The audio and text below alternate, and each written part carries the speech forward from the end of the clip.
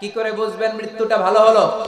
এক নাম্বার আলামত আন-নুতকু বিশ-শাহাদা, মরার আগে আওয়াজ করে জিকির করে কেউ যদি পড়তে পারে লা ইলাহা ইল্লাল্লাহু মুহাম্মাদুর রাসূলুল্লাহ সাল্লাল্লাহু, এটা হচ্ছে আলামাতু হুসনিল খাতিমা। আপনার মৃত্যুটা যে ভালো মৃত্যু হয়েছে এটার আলামত। কি মৃত্যু? সবাই বলেন ভালো মৃত্যু আমরা চাই কি চাই না?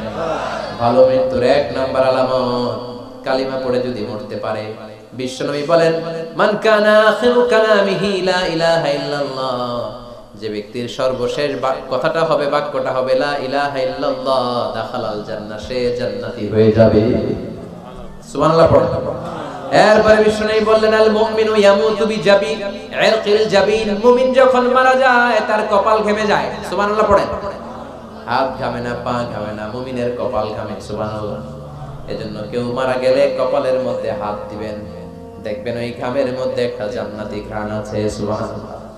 আল্লাহ, আমরা যখন মরে যাব আমাদের কপালটা যেন এরকম ঘেমে যায়। আমিন পড়েন আর জোরে আমিন। আল মুমিনু ইয়ামুতু বিআরাকিল জাবিন, মুমিন মারা গেলে তার কপাল ঘামে। কপাল ঘামলে বুঝতে হবে এটা ভালো মৃত্যু, ঈমানি মৃত্যু। চিল্লায় বলেন ঠিক কি না? এরপরে বিশ্বনবী বললেন ফি লাইলাতিল জুমা, জুমার রাতে যদি মরে, আও ফি শাহরি রমাদান, কিংবা রমজান মাসে যদি মরে, আও ফি সাফারিল হজ, কিংবা হজের সফরে যদি মরে। বাংলার জমিন থেকে অনেক হাজিরা হজ করতে যায়, অনেকে ওইখানে যে আরাফাতের ময়দানেও মারা যায়, এরকম হাজি আছে না? খুশনসিব, এটা খুশনসিব। আলহামদুলিল্লাহ পড়ে। এরপরে বিশ্বনবী বললেন মাউতুশ শাহাদা, আল্লাহর রাস্তায় জিহাদ করে কালেমার বাণীকে উপরে তুলে ধরার জন্য কেউ যদি শাহাদাতের বাণী, শাহাদাতের পেয়ালা পান করে, শাহাদাতের মৃত্যুর চাইতে ভালো মৃত্যু আর হতে পারে না। শাহাদাতের মৃত্যুর চাইতে শ্রেষ্ঠ মৃত্যু আছে নাকি? কথা বলেন। আমরা শহীদ হতে চাই কি চাই না? আমাকে শহীদ করে ওই মিছিলে শামিল করে নিও, আমাকে শহীদ করে সেই মিছিলে শামিল করে নিও, যে মিছিলের নেতা মীর হামজা, খুবাইবে খাব্বাব, আল্লাহর কাছে তারা অতি প্রিয়, শামিল করে নিও, আমাকে শহীদ করে সেই মিছিলে শামিল করে নিও। পড়েন আমিন। শাহাদাতের তামান্না যেই মুমিনের অন্তর নাই, অন্তরের ভেতরে নাই, ওই লোক কি মুমিন হতে পারে নাকি? মান সাআলাল্লাহ শাহাদা, বিশ্বনবী ফরমান যে ব্যক্তি আল্লাহর কাছে শাহাদাতের মৃত্যু চায়, বাল্লাগাহুল্লাহু মানাজিলাশ শুহাদা ওয়া ইন মাতা আলা ফিরাশিহি, কেউ যদি আল্লাহর কাছে শাহাদাত অন্তর থেকে কামনা করে, রব্বুল আলামিন ওই ব্যক্তিকে শাহাদাতের মর্যাদায় নিয়ে যাবেন, যদিও সে বিছানায় পড়ে পড়ে মারা যায়।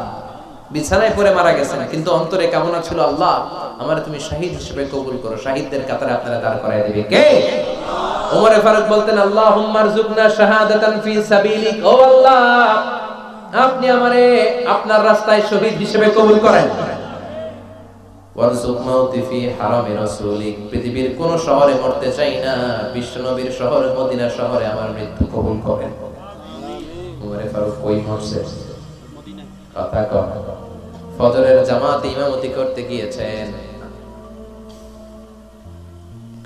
মাওলাল মুগীরা আবু লুলু আল মাজুসি, মাওলাল মুগীরা আঘাতে অ্যাসাসিনেটেড বাই মুগীরা, স্টেবিং করেছে এখানে, তিনটা আঘাত করেছে, একটা এখানে, একটা পাজরে, একটা নাভির মধ্যে, নাভি কেটে দুই ভাগ।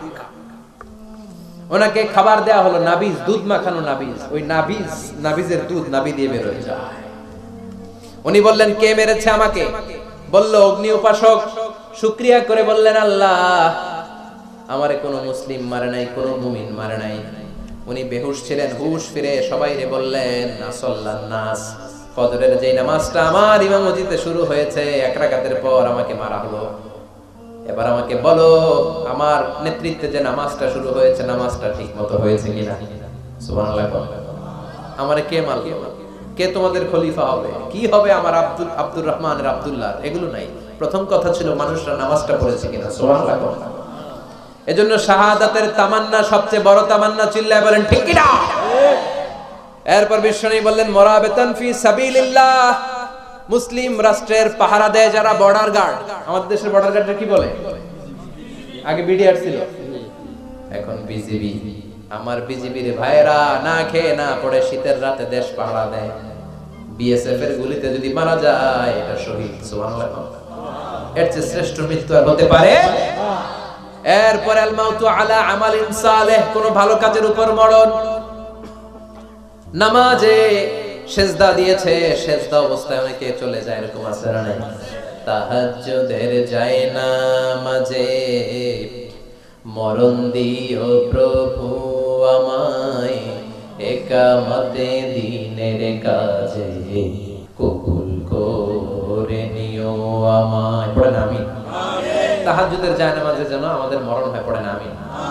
রোজা অবস্থায় মারা যাওয়া, নেক আমল অবস্থায় মারা যাওয়া, এগুলো হচ্ছে আলামাত হুসনিল খাতিমা।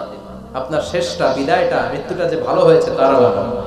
আল্লাহ এই যে কথাগুলো বললাম, শ্রেষ্ঠ শ্রেষ্ঠ মৃত্যু, আমাদের মৃত্যুগুলো ওইরকম করে দিও। চিৎকার করে পড়েন আওয়াজ করে পড়েন আমিন। এবার আলামাত সুইল খাতিমা, কিছু মৃত্যুর আলামত আছে, এটাই প্রমাণ করে এটা ভালো মৃত্যু নয়, এরকম আলামত আছে না নাই? এক নম্বরে হলো আল ইন্তিহার, আত্মহত্যার মৃত্যু। সমাজে আছে না নাই? উকিয়াতে তো নাই না? এদিকেও মরে, কি জন্য? কেন মরে? হ্যাঁ, বয়ফ্রেন্ড গালি দিয়েছে এজন্য? হ্যাঁ, মান কাতালা নাফসাহু বিশাইইন উযযিবা বিহি ইয়াউমাল কিয়ামাহ, যে জিনিস দিয়ে যে যাকে মেরেছে, আত্মহত্যা করেছে, সুইসাইড করেছে, কিয়ামতের দিন ওই জিনিস দিয়ে সে তাকে মারবে, এটাই হবে তার শাস্তি। ওড়না পেঁচিয়ে যারা আত্মহত্যা করলো ওর শাস্তি ওড়না পেঁচানো। বিষ খেয়ে যারা মারা গেল তার শাস্তি জাহান্নামের বিষ খাবে আর চিৎকার করবে। ছুরি ঢুকিয়ে যারা মারা গেল জাহান্নামের আগুনে চলসানো ছুরি শুধু ঢুকাবে। আল্লাহ আত্মহত্যা থেকে বাংলাদেশে বাঁচাও, আমাদের ছেলে মেয়েগুলারে বাঁচাও। চিৎকার দিয়ে বলেন আমিন। আত-তাআক্কুদ ফিল লিসান ফি লা ইলাহা ইল্লাল্লাহ, আজীবন কালেমা পড়ে নাই, আজীবন কালেমারে বাস দিয়েছে, এখন মরার সময় সবাই কয় কলমা পড়েন, কলমা পড়েন। এখন পড়তে চায় মাগার মুখ দিয়া বাইর হয় না। আছে না নাই?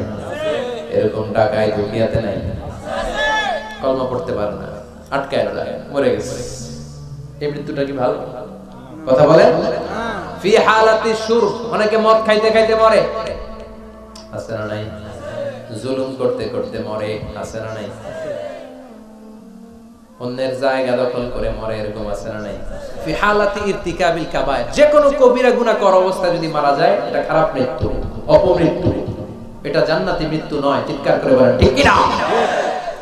এরপর ফি সাখাতিল ওয়ালিদাইন, বিশ্বনবী বললেন কোন ছেলে যদি মারা যায় এমন অবস্থায় মা বাবা তার উপর রাগান্বিত, এটা ভালো মৃত্যু?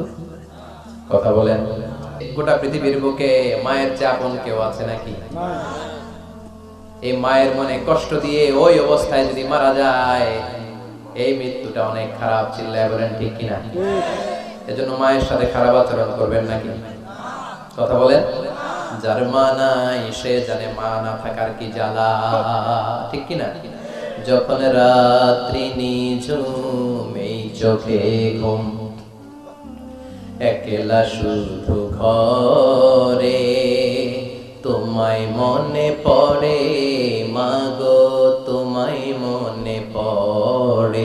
যখন রাত্রি নিঝুম এই চোখে ঘুম, একলা শুধু ঘরে তোমায় মনে পড়ে মাগো, তোমায় মনে পড়ে। এজন্য মায়ের দোয়া সবচেয়ে বড় দোয়া। মা রেগে আছে, মা বদদোয়া দিয়েছে, বাবা বদদোয়া দিয়েছে, বাবা আপনার উপর অসন্তুষ্ট, ওই অবস্থায় ছেলে মরলে এটা কি ভালো মৃত্যু? এরপরে স্বামী যদি নাখোশ থাকে স্ত্রীর উপর, স্বামী যদি স্ত্রীর উপর রেগে থাকে, অসন্তুষ্ট থাকে, ওই অবস্থায় স্ত্রী যদি মারা যায় এটাও খারাপ মৃত্যু। চিল্লায় বলেন এটাও খারাপ মৃত্যু। এরপরে লাউ ফারিহাল মুসলিমুনা বিমাউতি, কোন লোক মারা গেলে যদি এলাকার মুসলমানরা খুশি হয় এটা কি ভালো মৃত্যু নাকি? কোন লোক মারা গেলে এলাকার মুসলমানরা যদি আল্লাহর শুকরিয়া করে, এটা কি ভালো মৃত্যু নাকি? আমরা কি ভালো মৃত্যু চাই নাকি খারাপ? আমরা শাহাদাতি মৃত্যু চাই, ঈমানের মৃত্যু চাই। পড়েন আমিন। এজন্য রব্বুল আলামিন বলেন, বাল তুসিরুনাল হায়াতাদ দুনিয়া ওয়াল আখিরাতু খায়রুন ওয়া আবকা। ক্ষণস্থায়ী দুনিয়াটাকে তোমরা বড় মনে করো, এটা বড় না, বড় হলো আখিরাতের জীবন। এজন্য আখিরাতের জীবনের জন্য প্রস্তুতি দরকার আছে না নাই? মরণ হচ্ছে সবচেয়ে বড় প্রস্তুতি, মরণের চিন্তা। মান কানা ওয়াইদান ফাল মাউতু ইয়াকফি। যে নিজেকে সোজা করতে চায়, মৃত্যুর চিন্তাই তার জন্য যথেষ্ট। বিশ্বনবী বললেন, আমারু উম্মতি মা বাইনা 60 ইলা 70। আমার উম্মতের গড় বয়স হলো 60 থেকে 70। এই উম্মতের গড় বয়স কত? 60 থেকে 70। ওয়া আকাল্লুহুম মাইয়াজুজু যালিক। অল্প কিছু মানুষ আছে যারা 70-এর বেশি হায়াত পায়। এখানে 70-এর বেশি আছেন কারা? হাত তোলেন দেখি তো। কয়জন? একজন, দুইজন, তিনজন। মাশাআল্লাহ, আল্লাহ আরো হায়াত দেখ। আল্লাহ এদেরকে আরো হায়াত দারাজ করুক। চিল্লায় বলেন আমিন। তার মানে আমার উম্মতি মা বাইনা 60 ইলা 70। বিশ্বনবী বললেন এই উম্মতের গড় বয়স 60 থেকে 70, আর 70-এর বেশি হায়াত পাবে। ওয়া আকাল্লুহুম মাইয়াজুজু যালিক। 70-এর বেশি পাবে হাতে গোনা, গুনে বের করে ফেলা যায় একজন, দুইজন, তিনজন। বাকি সব 60-এর আগে নাই। ঠুস। চিল্লা এখন ঠিক কিনা? বাংলাদেশের গড় হায়াত কত মানুষের? 60। বিশ্বনবীর কথার সাথে মিলে গেছে। চিল্লায় পড়েন সুবহানাল্লাহ। এই জন্য বিশ্বনবী বলেন, এই যে মুরব্বীদের দাড়ি পাকে, এই যে রাস্তায় অ্যাক্সিডেন্ট হয়, এই যে ক্যান্সারে আক্রান্ত হয়ে লোকজন মারা যায়, তার উপরেও কি টনক নড়ে না? এরপরেও কি বিবেকে ধরে না যে তোমাকে চলে যেতে হবে?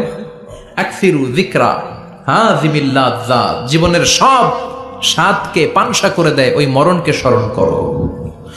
মরণকে স্মরণ করলে জাহান্নাম বরণ করা লাগে না। চিল্লায় বলেন ঠিক কিনা? আবার আল্লাহ বললেন, গোলাম, স্পেশাল একজন ফেরেশতা আমি মরণের জন্য সিলেক্ট করলাম, নাম মালাকুল মাউত।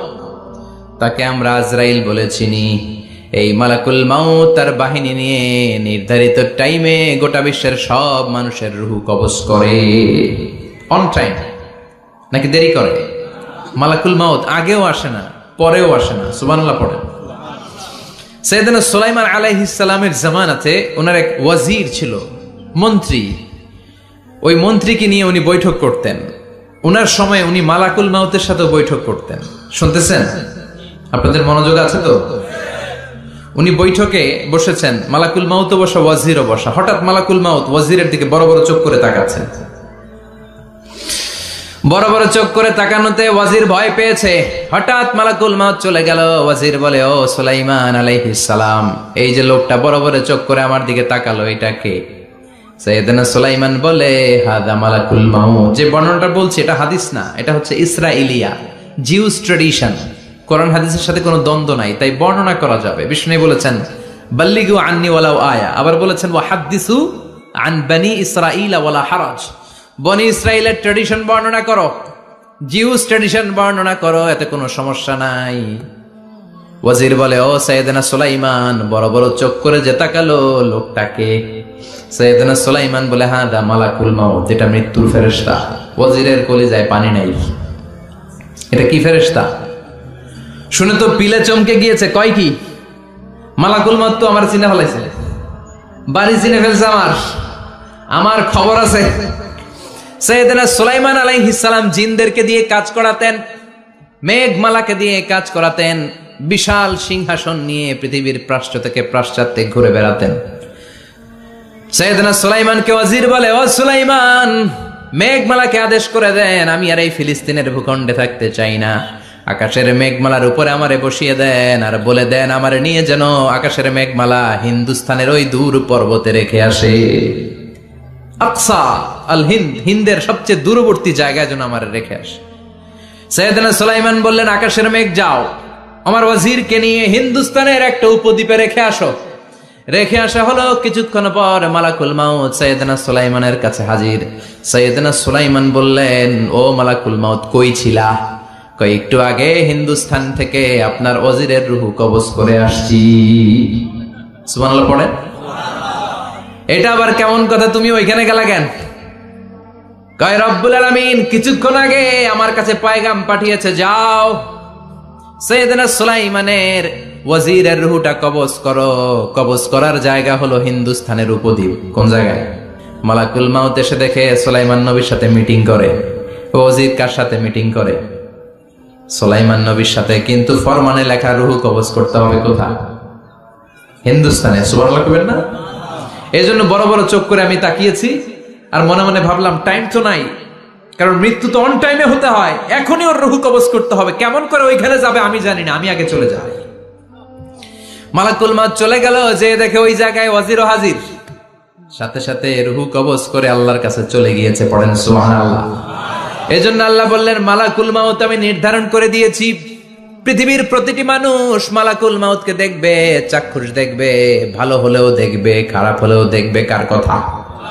ভালো মানুষ যদি হয়, আল্লাহওয়ালা যদি হয়, ইসলাম প্রিয় যদি হয়, ডানপন্থী যদি হয়, মৃত্যুর সময় মালাকুল মাউত আলা সূরাতি শাবিন আলা আহসানি সূরা, একজন যুবকের আকৃতিতে চমৎকার ধবধবে সাদা একটা জুব্বা পরে, জান্নাত থেকে জান্নাতি কাফন নিয়ে, হানুত মিন হানুতিল জান্নাহ, জান্নাতের সুগন্ধি নিয়ে মুমূর্ষু রোগীর মাথার সামনে এসে বসে যায় আর দেহটার ইঙ্গিত করে বলে, ইয়া আইয়াতুহান নাফসুত তাইয়্যিবা, ও পবিত্র আত্মা। আরেক বর্ণনায় এসেছে ইয়া আইয়াতুহান নাফসুল মুতমাইন্নাহ, ও প্রশান্ত আত্মা, উখরুজি ইলা মাগফিরাতিম মিনাল্লাহ, আল্লাহর ক্ষমার দিকে বের হয়ে আসো। উখরুজি ইলা মাগফিরাতিম মিনাল্লাহি ওয়া রিদওয়ান, আল্লাহর ক্ষমার সন্তুষ্টির দিকে রূহটা বের হয়ে আসো। স্মুথলি বলার সাথে সাথে মুমিনের দেহ থেকে রূহটা বের হয়ে আজরাইলের হাতে চলে যায়। স্মুথলি বলার সাথে সাথে স্বাচ্ছন্দ্যে আনন্দে মুমিনের দেহ থেকে রূহটা সা করে বের হয়ে মালাকুল মাউতের হাতে এসে পড়ে। পড়েন সুবহানাল্লাহ। আল্লাহ এমন মৃত্যু তুমি আমাদের নসিবে রেখে দিও, চিৎকার করে পড়েন আমিন। আর যারা ইসলাম মানে নাই, আর যারা কোরআন মানে নাই, আর যারা দিন কায়েমের আন্দোলন করে নাই, দিনকে ভালোবাসে নাই, বাম আর রামপন্থী ছিল, নাস্তিক ছিল, ইসলাম বিরোধী ছিল, তাদের কাছেও মালাকুল মাউত আসে কি আসে না? চিল্লায় বলেন আসে কি আসে না? তাদের কাছেও আসে, কিন্তু আলা সূরাতি আকবাহি রাজুল, একজনের চেহারা যত ভয়ঙ্কর হতে পারে, যত নিকৃষ্ট হতে পারে, এরকম ভয়ঙ্করতম নিকৃষ্ট দুর্গন্ধওয়ালা একটা চেহারা নিয়ে আসে। রিজলাহু ফিল আরদ, পা থাকে জমিনে, রাসুহু ফিস সামা, হাদিসের বর্ণনা, পা দুইটা জমিনে, মাথা আকাশে। এসে ধমক দিয়ে জালিমের মাথার সামনে এসে বলে, ইয়া আইয়াতুহান নাফসুল খাবিসা, হে পাপাত্তা, হে অপবিত্র আত্মা, উখরুজি ইলা সাখাতিল্লাহি ওয়া গাদাবিহি, আল্লাহর রাগের দিকে, আল্লাহর অসন্তুষ্টির দিকে বের হয়ে আয়। মালাকুল মাউতের এই অর্ডার পাওয়ার সাথে সাথে রূহটা কিন্তু বের হয় না। মুমিনের রূহকে ডাক দিলে যেমনি স্মুথলি বের হয়, কাফিরের রূহ এভাবে বের হয় নাকি? কথা বলেন। রূহটা ডানে যায়, ফাতাতাফাররাক, একবার রূহটা ডানে যায়, আবার রূহটা বায়ে যায়, আবার সামনে যায়, পায়ে যায়, হাতের মধ্যে ঢুকে ডানে বায়ে যায়। মালাকুল মাউত আবার ধমক দিয়ে বলে, ইয়া আইয়াতুহান নাফসুল খাবিসা, পাপাত্তা, বের হয়ে আয়। রূহটা আবার ডানে যায়, বায়ে যায়, সামনে যায়, পেছনে যায়। এবার ঘপাস করে মালাকুল মাউত রূহকে ধরে টান মারে। সারা দেহটা থেকে প্রাণ রস সিক্ত করতে করতে দেহ থেকে রূহটাকে টেনে হিচড়ে বের করে আনে, আর মুমূর্ষু রোগীটা চিৎকার মারতে থাকে। পড়েন না আউযু বিল্লাহ। একটা জীবন্ত ছাগলের চামড়াগুলো জবাই না দিয়ে কেউ যদি টেনে টেনে বের করে, ছাগল জবাই হয় নাই কিন্তু চামড়া এক পাশ থেকে টেনে টেনে টেনে হিচড়ে আপনি গা থেকে বের করলে যত কষ্ট হয়, এর চেয়েও বেশি কষ্ট দিয়ে মালাকুল মাউত বামপন্থী আর কাফেরদের রূহটা দেহ থেকে বের করে আনে। পড়েন না আউযু বিল্লাহ। আমাদের রূহটা যেন আল্লাহ মুমিনদের রূহ আপনি যেভাবে কবজ করান, ওইভাবে যেন আমাদের রূহটা বের হয়ে আসে। আরো জোরে পড়েন আমিন। এজন্য আল্লাহ বললেন, বাল তুসিরুনাল হায়াতাদ দুনিয়া ওয়াল আখিরাতু খায়রুন ওয়া আবকা। পাগলের মতো মোহাচ্ছন্ন হয়ে এই দুনিয়াটার পেছনে ছুটে বেড়াও, এই দুনিয়া আসল নয়, আখিরাত হলো আসল। চিল্লায় বলেন ঠিক কিনা? অস্থির, আমরা ব্যস্ত দুনিয়ার লোভে আর মোহে পড়ে আমাদেরকে যে মরতে হবে চলে যে যেতে হবে এটা ভাবার সময় আমাদের নাই। চিল্লাই কোন ঠিক কিনা? এজন্য বলা হয় মুতু ক্বাবলান তামুতু, মরার আগে একবার মরো। হাসিবু ক্বাবলান তুহাসাবু আলাইক, তোমার হিসাব কিয়ামতের দিন করার আগে তুমি তোমার হিসাব করো। জীবনে কি কি পাপ করেছি আমি জানি, আমার চেয়ে ভালো কেউ জানে না। চিল্লায় বলেন ঠিক কিনা? কি কি অন্যায় করেছি আমার হৃদয়ের মধ্যে কথাগুলো আছে না নাই? পৃথিবীর কেউ না জানলেও আমি জানি কি জানি না। এজন্য হাসিবু ক্বাবলান তুহাসাবু আলাইক, তোমার হিসাব বসার আগে নিজে হিসাব করো কি কি করলা। আসল মরণের দিন শটান হয়ে তো শুয়ে পড়ো ভাই, মরার আগে আরেকবার মরো। মরার আগে আরেকবার কি করবেন? কথা বলেন, মরার আগে কি করতে হবে? হঠাৎ একদিন বিছানায় শটান হয়ে শুয়ে যান, চক্ষুটা বন্ধ করেন, ভাবেন মরে গিয়েছেন, এই তোমার কুলমাউত চলে এসে রুহুটা নিয়ে গেল। আত্মীয় স্বজন চিৎকার চেঁচামেচি শুরু করে দিল, কান্নার রোল পড়ে গেল চারদিকে। মাইকের মধ্য দিয়ে, মসজিদের মাইকে অ্যানাউন্স হয়, অমুক এলাকার নিবাসী অমুক ভাই আমাদের মধ্যে দুনিয়ায় নাই, তার জানাজা হবে এশার নামাজের পর। সবাই এসে রুহের মাগফিরাত করেন, সবাই আপনারে দেখতে আসবে, কেঁদে কেঁদে লোকজন আপনারে কবর দিতে আসবে। চিল্লায় বলেন ঠিক কিনা? কেঁদে কেঁদে সবাই আসবে, দেখার জন্য আসবে। ছেলেগুলো কাঁদবে, স্ত্রী কাঁদবে, বাবা মা কাঁদবে, বন্ধু বান্ধব কাঁদবে, আর ঘরের মধ্যে রাখা হবে না। এবার আপনাকে গোসল দেওয়ার পালা। চক্ষু বন্ধ করে চিন্তার দরকার আছে না নাই? কথা বলেন, একটু চোখটা বন্ধ করে ভাবেন, আপনাকে গোসল দেয়া হবে, জামাগুলো খোলা হবে। এত টাকা দিয়ে যে দামি গোসলখানা টাইলস লাগিয়ে ঘরে বানালেন, আপনার শেষ গোসলটা কি ওই দামি গোসলখানায় হবে? লাশ যেখানে ধোয়া হয় ওই জায়গায় ধোয়া হবে। আপনাকে কাফন পরানো হবে। আপনার কলিজার টুকরা ছোট বাচ্চাটারে বলা হবে, আব্বু দেখে যাও তোমার বাবারে শেষবারের মতো দেখো। আপনার বাবা মা শেষবারের মতো একটা নজর দিয়ে আপনার চেহারাটা দেখে নিবে। বন্ধু বান্ধবরা শেষবারের মতো একবার আপনারে দেখে নিবে। জানাজার জায়গায় নেওয়া হবে। হবে না এই ঘটনাটা আমাদের? হ্যাঁ, হবে কি না? হাজার হাজার মানুষ শেষ বিদায় দেওয়ার জন্য আসবে। চারটা তাকবীর দিয়ে ইমাম নামাজ শুরু করবে, আল্লাহু আকবার, আল্লাহু আকবার, আল্লাহু আকবার, আল্লাহু আকবার বলে নামাজ শুরু করবে। নামাজ শেষ, এবার পালকিতে করে কবরে যাওয়ার পালা। যেতেই হবে, যেতেই হবে। পালকিতে করে লোকজন নিতে শুরু করবে। কবরস্থানের ওই জায়গায় যেখানে মানুষ বছরে মানুষ না মরলে যায় না, ওই গহীন নিঝুম কবরস্থানে ঢুকানো হবে।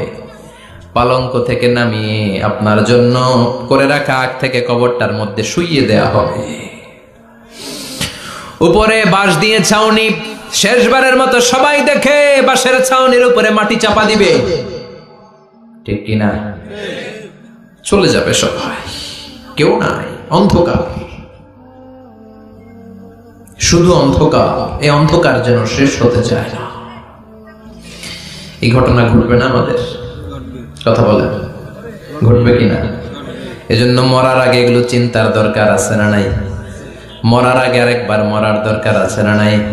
এজন্য রব্বুল আলামিন বলেন, বাল তুসিরুনাল হায়াতাদ দুনিয়া ওয়াল আখিরাতু খায়রুন ওয়া আবকা। এই দুনিয়ার জীবনটাকে তোমরা আসল জীবন মনে করো, এটা আসল জীবন নয়। আসল জীবন হলো কবরের জীবন। চিল্লায় বলেন ঠিক কিনা? আর এজন্য লাইফটা হলো one time, one chance. Second কোনো চান্স আপনাকে দেয়া হবে নাকি? কাফেররা বলবে, ইয়া রাব্বি আরেকটা সুযোগ দেন। লাউ আন্না লানা কাররা ইয়ানি মাররা, আল্লাহ আরেকটা সুযোগ যদি পেতাম দুনিয়াতে ভালো করে আসতাম। আল্লাহ বলবেন, ইন্নাহা কালিমাতুন কাইলুহা, এটা শুধু তাদের মুখের কথা, তাদেরকে আবার সুযোগ দিলেও তারা কিচ্ছু করবে না। চিল্লায় এখন ঠিক কিনা? এজন্য একটা চান্স আমরা পেয়েছি, এই দুনিয়ার ওয়ান চান্সে আমরা ভয় পাবো একজনকে। চিল্লায় বলেন তিনি কে? আল্লাহ। এজন্য যেতে আমাদেরকে হবে। এই মরণ থেকে পালানোর কোনো সুযোগ কেউ পালাতে পারে নাই। এই মরণ হলো আখিরাতের প্রবেশদ্বার। মরণ নামক পালকিতে চড়ে আমরা কবরের ভেতরে ঢুকি। মরণ হলো প্রথম পর্ব, কবর হলো দ্বিতীয় পর্ব। যেরকম ঠিক কিনা?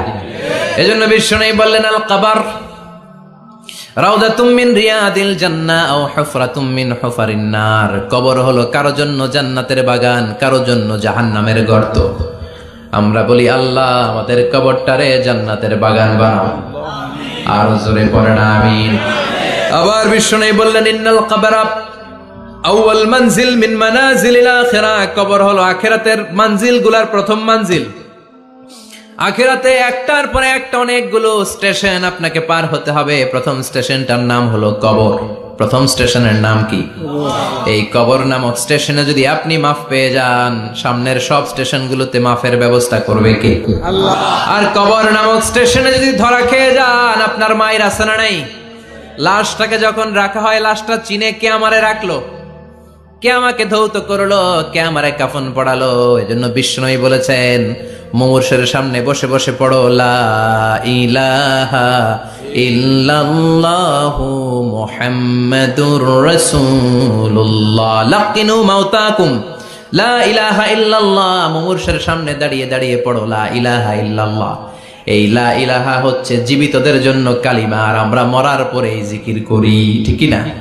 আমাদের দেশের অনেক জায়গায় লাশ নিয়ে কবরে যাওয়ার সময় লা ইলাহা পড়ে না। না, এটা আগের জিকির, মরার আগের জিকির। মরার আগে আপনাকে অ্যানাউন্সমেন্ট দিতে হবে আল্লাহ ছাড়া কোনো ইলাহ নাই, বিশ্বনবী হচ্ছেন শেষ নবী এবং রাসূল। চিল্লায় বলেন ঠিক কি না? লাশটাকে যখন রেখে দেয়া হয়, বিশ্বনবী যত মানুষকে কবরে রেখেছেন তারপরে দাঁড়িয়েছেন আর বলেছেন ইস্তাগফিরু লিআখিকুম, তোমার ভাইদের জন্য তোমরা দোয়া করো। ফাইন্নাহুল আনা ইউসআল, এখনই তাকে কবরে সওয়াল করা হবে। কবরে প্রশ্ন আছে না নাই? কথা বলেন। বিশ্বনবী খাদিজাতুল কুবরা, ওনার প্রথম স্ত্রী খাদিজাতুল কুবরা তাহেরাকে কবরের মধ্যে রেখে দিয়ে কাঁদতে শুরু করলেন। চোখের পানি ছেড়ে অনেক দোয়া করলেন। দোয়া শেষে সব সাহাবারা ঘরে ফিরে যায়, বিশ্বনবী যায় না। সাইয়েদনা আবু বকর বললেন ও নবী চলেন ঘরে যাই। অনেক তো দোয়া করলেন, বিশ্বনবী বললেন আবু বকর তুমি যাও, আমি যাব না। এইটা সাধারণ মহিলা না, এটা বিপদের দিনের সঙ্গিনী খাদিজা। মক্কায় যখন আমার কেউ ছিল না, খাদিজা আমারে ভুলে নাই। 3 বছর কাফিররা আমাকে জেলখানায় বন্দি রেখেছে, নাম শিয়াবে আবি তালেবের জেলখানা। আমার স্ত্রী ওই জেলখানার জীবনেও আমারে ছাড়ে নাই, আমার সাথে 3 বছর খাদিজাও জেল খেটেছে। এই একটাই মহিলা, যেই মহিলাকে আল্লাহ আরশের উপর থেকে সালাম দিয়েছে, মহিলাটার নাম খাদিজা। আল্লাহু আকবার। আমার সব সন্তান আল্লাহ খাদিজার পেট থেকে দিয়েছে। ফাতেমাতুজ জোহরা খাদিজার মেয়ে, জাইনাব খাদিজার মেয়ে, উম্মে কুলসুম খাদিজার মেয়ে, রুকাইয়া খাদিজার মেয়ে, আবুল কাসেম বিশ্বনবীর ছেলে খাদিজার ছেলে, আব্দুল্লাহ যাকে তাইয়্যিব এবং তাহের নামে আমরা চিনি, সেও খাদিজার ছেলে। সুবহানাল্লাহ। ও আবু বকর, আমার এই কলিজার টুকরা প্রিয়তমা খাদিজারে রেখে দিয়ে কেমনে বাসায় যায়? তুমি যাও, আমি দাঁড়িয়ে থাকবো। এখনই মুনকার নাকির এসে খাদিজারে প্রশ্ন করবে, আমি দেখবো খাদিজা উত্তর দিতে পারে কিনা। আর প্রশ্নের উত্তর যদি ভুল করে ফেলে, কবরের উপর থেকে আমি নিজে প্রশ্নের উত্তর দিয়ে দেব। এজন্য কবরের আযাব থেকে বিশ্বনবী পানাহ চেয়েছেন। বিশ্বনবী বলেছেন আল্লাহুম্মা ইন্না নাউযু বিকা মিন আযাবিল কবর। ও আল্লাহ, কবরের আযাব থেকে তুমি আমাদেরকে বাঁচাও। পড়েন আমিন।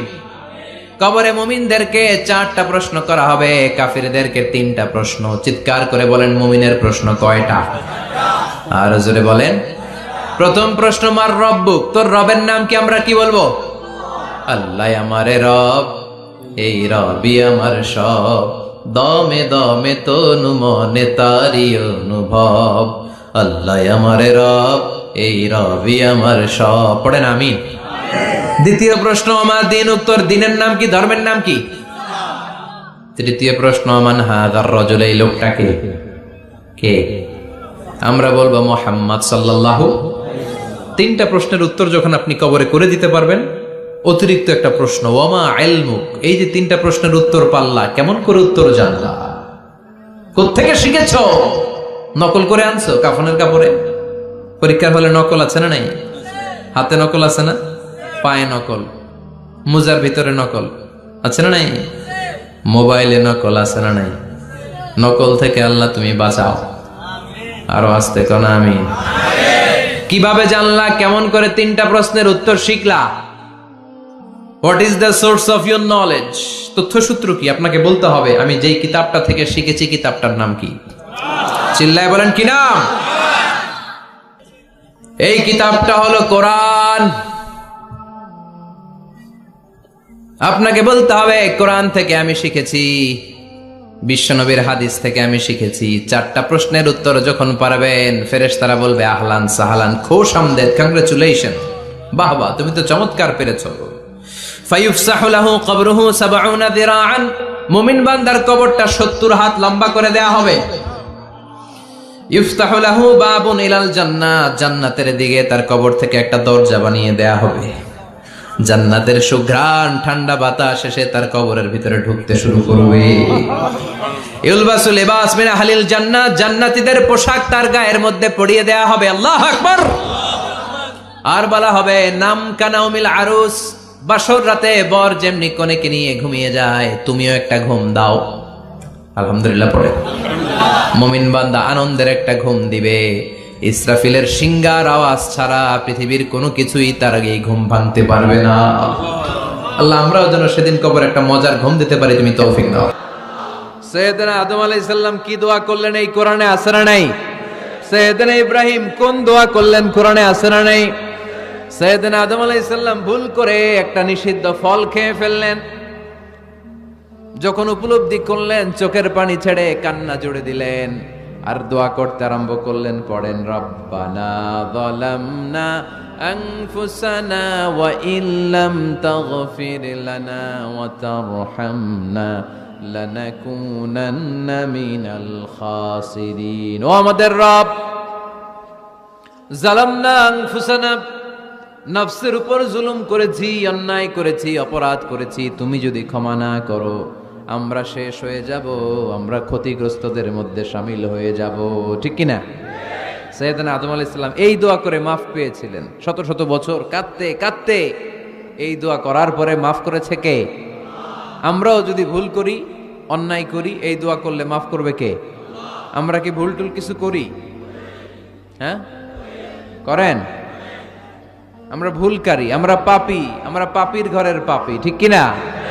পাপের সাগরে আমরা হাবুডুবু খাই, পাপের কোনো শেষ নাই। আকাশের নিচে, জমিনের উপরে আমার চেয়ে বড় পাপী কেউ আছে? এমন কোনো পাপ নাই আমরা করি নাই। আমরা পাপী, পাপীর ঘরের পাপী। ঠিক কিনা? এজন্য এই দোয়াটা বললে ক্ষমা করে কে? আবার সাইয়েদনা ইব্রাহিম আলাইহিস সালাম এই কোরআনের মধ্যে রয়েছে, তিনি দোয়া করেছেন রব্বি জাআলনি মুকিমাস সালাতি ওয়া মিন যুররিয়্যাতি রব্বানা ওয়া তাকাব্বাল দুআ। সুবহানাল্লাহ পড়েন। রব্বি জাআলনি মুকিমাস সালাহ, আল্লাহ আপনি আমার নামাজ কায়েমকারী বানান। ওয়া মিন যুররিয়্যাতি, আমার সন্তানদেরকেও আপনি নামাজ কায়েমকারী বানান। রব্বুল আলামিন এই দোয়াটা আমার পক্ষ থেকে আপনি কবুল করে নেন। পড়েন আমিন। দেখেন, ছেলে যদি নামাজ না পড়ে আমাদের কাছে দোয়া চাওয়ার আগে এই দোয়াটা করে নিয়েন আল্লাহর কাছে, রব্বি জাআলনি মুকিমাস সালাহ ওয়া মিন যুররিয়্যাতি রব্বানা ওয়া তাকাব্বাল দুআ। আল্লাহ আপনি আমারও নামাজ কায়েমকারী বানান, আমার নতুন প্রজন্ম, আমার সন্তানদেরকেও নামাজ কায়েমকারী বানান। এই দোয়া আল্লাহর কাছে করতে হয়। আল্লাহর কাছে দোয়া না করলে ছেলে মেয়ে নামাজি হয় না। নেককার সন্তান চাইবো কার কাছে? নেককার স্ত্রী চাইবো কার কাছে? আবার সাইয়েদনা ইউনূস আলাইহিস সালাম দোয়া করলেন, লা ইলাহা ইল্লা আনতা সুবহানাকা ইন্নী কুনতু মিনাল যালিমিন। এই দোয়াটা পড়েন আপনারা কখন? তুফান ছুটলে? কখন পড়েন আপনারা ইউসুফের খিলে এই দোয়াটা? আমাদের এলাকায় গ্রাম বাংলায় আমরা দেখছি তুফান ছুটলে পড়ে। বজ্রপাত, বজ্রপাতরে কি বলেন আপনারা? ঠাড়া, টাড়া। এই বজ্রপাত শুধু বজ্রপাত না, এটা বিপদে পড়ার দোয়া। এটা কিসে পড়ার দোয়া? রাস্তায় বিপদে পড়েছেন এই দোয়া পড়েন, অফিসে বিপদে পড়েছেন এই দোয়া পড়েন, ঘরের ভেতরে বিপদে পড়েছেন এই দোয়া পড়েন। মাছের পেট থেকে এই দোয়া পড়ার কারণে সাইয়েদনা ইউনূস আলাইহিস সালামকে বিপদ থেকে রক্ষা করেছে কে? এটা মুসিবতে পড়ার দোয়া। মুসিবতে পড়লেই আমরা এই দোয়া পড়ব, মনে থাকবে? 1971 সালে পাক হানাদার বাহিনী, আমরা তো দেখি নাই, শুনেছি, কালেমা জিজ্ঞেস করতো সবাইকে। শুনছেন এই ঘটনা? বলতো কালেমা বল, যদি বলতে পারতো ছেড়ে দিত, যেহেতু পাখিরা ছিল মুসলমান। হিন্দু ভাইদেরকে ওরা শুট করতো, হিন্দু টের পাইলে গুলি। তো এক বাঙালি মুসলমানকে ধরে পাকিস্তানি মিলিটারি জিজ্ঞেস করতেছে, কালেমা বল, মুসলমান নাকি হিন্দু? কয় আমি মুসলমান। কয় তাহলে কালেমা বল, সালে কালেমা বাতা। এখন সে ভয়ে এই দোয়া পড়া শুরু করছে। সে পড়তে শুরু করছে, লা ইলাহা ইল্লা আনতা সুবহানাকা ইন্নী কুনতু মিনাজ জালিমিন। পাকিস্তানি কয় সালে ইয়ে তো মুসিবত কা কালিমা है। মানে বাঙালি এটা তো মুসিবতে পড়লে পড়ে, বাঙালি কয় হাম তো ভি মুসিবত মে হ্যায়, আমিও তো মুসিবতেই আছি। তুমি বন্দুক মাথার মধ্যে ধরে আমারে কালিমা জিজ্ঞেস করতেছো, আমার কি আর হুশ জ্ঞান আছে? আমি কি পড়তেছি আমি নিজেই জানি না। তাহলে এটা হচ্ছে মুসিবত কা দোয়া, মুসিবত কা কালিমা। বিপদে পড়লেই পড়বেন, শুধু এমন না যে তুফান ছুটলে পড়বেন, আকাশে থান্ডার বজ্রপাতে পড়বেন না। যে কোনো দোয়াতেই লা ইলাহা ইল্লা আনতা সুবহানাকা ইন্নী কুনতু মিনাজ জালিমিন। লা ইলাহা, কোনো মাবুদ নাই, ইলাহা নাই, ইল্লা আনতা, আল্লাহ তুমি ছাড়া কোনো উপাস্য নাই, সুবহানাক, তুমি পবিত্র, ইন্নী কুনতু মিনাজ জালিমিন, আমি জালিমদের অন্তর্ভুক্ত। ঠিক কি না? আবার অনেকের মুখের মধ্যে গিড়া লেগে যায়, কথা বলতে পারে না, আটকে যায়। বাংলায় বলে তুতলামি। কি বলে? আছে, এরকম আছে।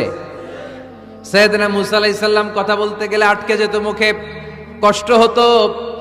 সাইয়েদনা মুসা আলাইহিস সালাম দোয়া করলেন, রাব্বি শরহ লি সাদরি ওয়া ইয়াসসির লি আমরি ওয়াহলুল উকদাতাম মিন লিসানি ইয়াফকাহু কওলি। রাব্বি শরহ লি সাদরি, আল্লাহ হৃদয়কে প্রশস্ত করে দেন। ওয়া ইয়াসসির লি আমরি, আল্লাহ আমার কাজকে, আমার দায়িত্বকে আমার জন্য সহজ করে দেন। ওয়াহলুল উকদাতাম মিন লিসানি, আমার জিহ্বায় যে কথা আটকে যায়, গিড়া লেগে যায়, এই গিটটা আপনি খুলে দেন। চিল্লায় পড়েন আমিন। আমাদের অনেক ছেলে মেয়েদের মুখে কথা আটকে যায়, আছে না নাই? এই দোয়াটা শিখাবেন। সব নবীরা এরকম দোয়া করতেন। নবীরা দোয়া করলে কবুল করতো কে? আল্লাহ। দাওয়াতে জীবনের শুরুর দিকে আল্লাহর হাবিবের খুব কষ্ট হচ্ছিল। অল্প কয়েকজন হাতে গোনা ওনার ফলোয়ার তাহাজ্জুদের নামাজে কেঁদে কেঁদে আল্লাহর একটা দোয়া করে ফেললেন, আল্লাহুম্মা আইজ্জাল ইসলাম বিআহাব্বির রাজুলাইনি ইনদাক বিউমর ইবনুল খাত্তাব আও আবি জাহল ইবনে হিশাম। আল্লাহ, মক্কার দুজনের একজন যেন কালিমা পড়ে মুসলমান হয়, হয় খাত্তাবের বেটা ওমর, নয় হিশামের বেটা আবু জাহাল। ওমরে ফারুকের জন্য দোয়া কবুল করলো কে? বিষ্ণু ইসলাম আরকাম ইবনে দারিল আরকামে বসে দাওয়াত দিচ্ছেন। হঠাৎ সাইয়েদনা ওমরে ফারুক তলোয়ার নিয়ে ছুটে আসলেন আল্লাহ রাসূল সাল্লাল্লাহু আলাইহি ওয়াসাল্লামকে হত্যা করবেন বলে। সাহাবারা এসে তথ্য দিলেন, ইয়া রাসূলুল্লাহ, আপনি ছোটেন, দৌড়ান, পালিয়ে যান, ওমর আল খাত্তাব আসতেছে আপনাকে হত্যা করবার জন্য। আল্লাহর হাবিব বললেন, না, তোমরা ভুল বুঝছো, তোমরা সরে যাও, দরজা খুলে দাও। আমার মনে হচ্ছে ওই যে রাতে আমি তাহাজ্জুদের সালাত শেষে দোয়া করেছি, আজ বোধহয় ওই দোয়া কবুল হতে শুরু করেছে। সাইয়েদনা ওমর ফারুক আসলেন, এসে তলোয়ার রেখে দিলেন, আঙ্গুল তুলে বলতে শুরু করলেন, আশহাদু আল্লা ইলাহা ইল্লাল্লাহ ওয়াহদাহু লা শারীকা লাহ ওয়া আশহাদু আন্না মুহাম্মাদান আবদুহু ওয়া রাসূলুহু। সুবহানাল্লাহ পড়েন। কালিমা পড়ে মুসলমান হয়ে গেলেন। আল্লাহর হাবিবকে বললেন, ইয়া রাসূলুল্লাহ, আপনি যে লুকায় লুকায় ঘরে দাওয়াত দেন, কারণ কি? বাইরে চলেন। আল্লাহর হাবিব বললেন, না, এটা মাক্কি জীবন, এখানে গোপনে দাওয়াত দিতে হবে। আল্লাহ রাসূল সাল্লাল্লাহু আলাইহি ওয়াসাল্লামের কথা বলার পর ওমর ফারুক বললেন, তাহলে আলাইসাল কোরআনু কিতাবুন হক, এই যে কোরআনের কথা আপনি শোনাচ্ছেন, এটা কি সত্য কিতাব নয়? এটা কি সত্য কিতাব না? আলাইসাল ইসলামু দীনুন হক, আমাদের ইসলাম কি সত্য ধর্ম নয়? আলাইসাল্লাহু রব্বুন হক, আমাদের আল্লাহ কি সত্য রব নয়? আল্লাহর হাবিব বললেন, সত্য। তো সব যদি সত্য হয়, ফাফিমাল ইখতিফা, তাহলে লুকিয়ে লুকিয়ে কেন, ঘরে বসে কেন? আমরাই যদি হকের পথে থাকি, আমরা বের হচ্ছি না কেন? আমি একটা মিছিল দিব। আল্লাহর হাবিব বললেন, যাও, আস্তে ধীরে মিছিল দাও। 12 জনকে নিয়ে উনি আল্লাহর নামের তাকবীর জুড়ে দিলেন। আল্লাহু আকবার, আল্লাহু আকবার, আল্লাহু আকবার। মক্কার জমিনে তাকবীর শুনে কাফির মুশরিকরা অবাক, দৌড়ে আসছে, কিরে, কার এত বড় সাহস? আমার এসেই দেখে মিছিলের সামনে ওমর। মিছিলের সামনে কে? ওমরে ফারুকরে দেখে আবু জাহেল দিছে এক দৌড়। উতবা দিছে আরেক দৌড়, সাইবা দিছে আরেক দৌড়, ময়দান ফাঁকা, খালি মাঠে সাইয়েদনা ওমর ফারুক সবাইকে নিয়ে তাকবীর দিতে দিতে কাবার গিলাফ ধরে মিছিল আর স্লোগান শেষ করলেন, চিল্লায় পড়েন সুবহানাল্লাহ। তার মানে নবীর দোয়ার বরকত আছে না নাই? এজন্য যেই কোনো বিপদে কোন পরিস্থিতিতে কোন দোয়া পড়বেন, আল্লাহর কিতাবের ভেতরে এই দোয়াগুলো উল্লেখ করেছে কে? আমরা এই দোয়াগুলো বেশি বেশি পড়ব। কোরআনের দোয়ার মতো কম্প্রিহেন্সিভ দোয়া হয় না। আপনি বাংলায় 1000টা বাক্য বলে যেটা বুঝাতে না পারবেন, কোরআনের আয়াত একটা পড়লে ওটা কভার হয়ে যায়, ঠিক কিনা?